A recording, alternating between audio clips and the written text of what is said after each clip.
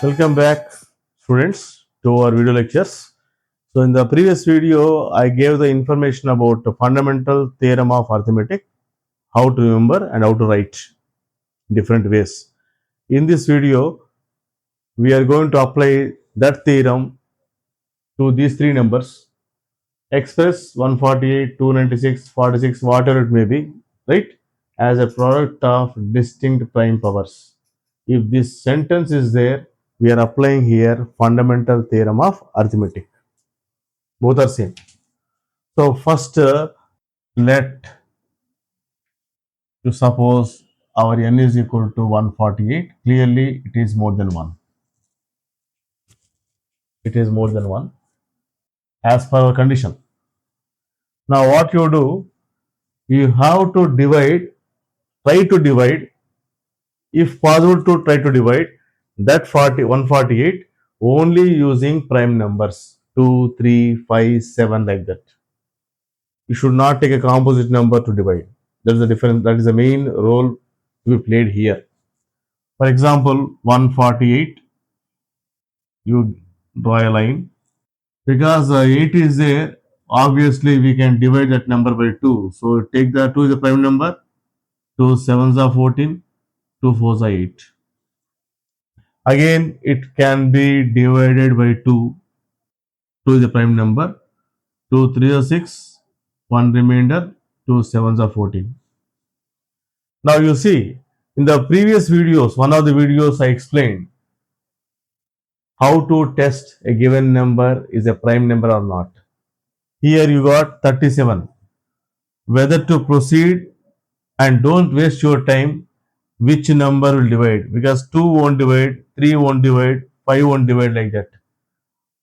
That if it is a prime number, that number will be the next prime, it divides 1. You can check by the test. 37 is a prime number. Here I will show 37 will lie between 36 and 49. It is 6 square, it is 7 square. 7 square, as I explained earlier. You can decide. Once you get a number there, don't waste your time whether we have to proceed further or not. You can decide, check whether that number, whatever you obtained here, is a prime number or not. If it is a prime number, the same number will divide. Otherwise, you can move further with other prime number 3, 5, 7, 11 like that. Here we got 37. We pause that process and we're checking here. Then square root of 36, square root of 37, just idea sake I am giving here. We get here 6 less than root 37 less than 7. And 6 is a composite number, 2, 3, 5. Clearly 2 won't divide 37, 3 won't divide 37, 5 won't divide 37. That's why it's a prime number. So we can stop at this stage. Stop at this stage. When you get a number, better check whether it is a prime number or not. If it is a prime number, then same prime number will divide that number. If it is not a prime number, we can move further. So once you get last value as 1, you stop the process.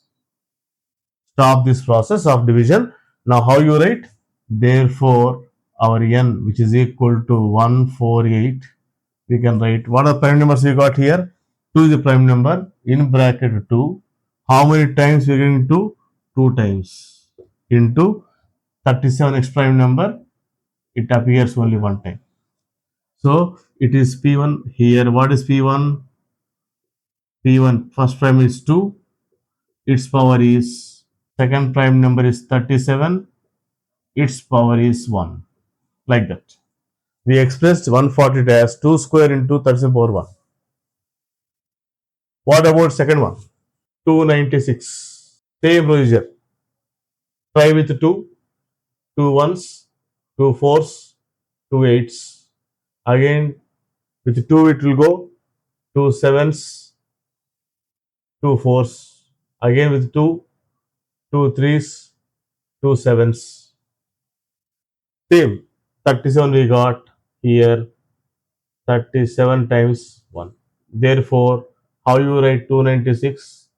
296 is equal to 2 power 3 because 2 appears 3 times, 37 power 1. Like that. Third one is very simple. 46 is here.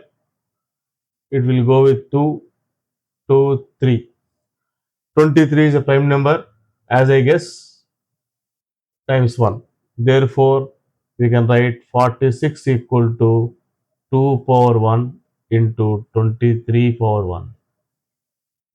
Like that, you have to divide only using prime numbers.